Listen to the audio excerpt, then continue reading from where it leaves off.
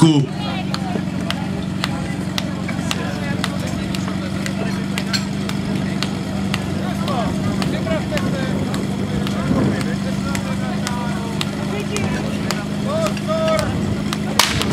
Je odstartováno.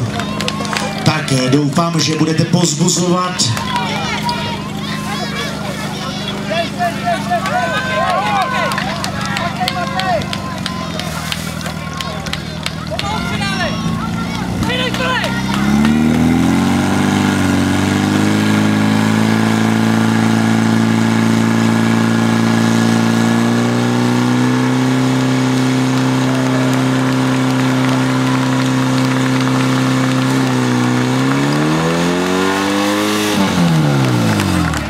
Vše se povedlo podle plánu 27,18, to je výsledek prvního týmu, prvního junior týmu ze Stříbřece. Ještě nás bude čekat jeden tým, ale to bude až po ukončení soutěže v kategorii žen.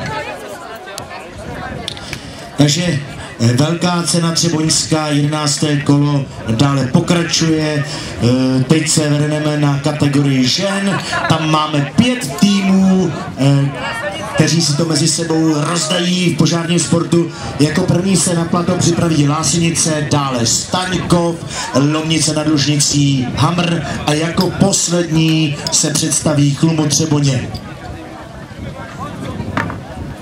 A samozřejmě ještě se nekončí, poněvadž až skončí velká cena Třeboňska i v kategorii žen, tak tady máme ještě soutěž o pohár obce Stříbřec, kde se poperou mezi sebou, samozřejmě s nadsázkou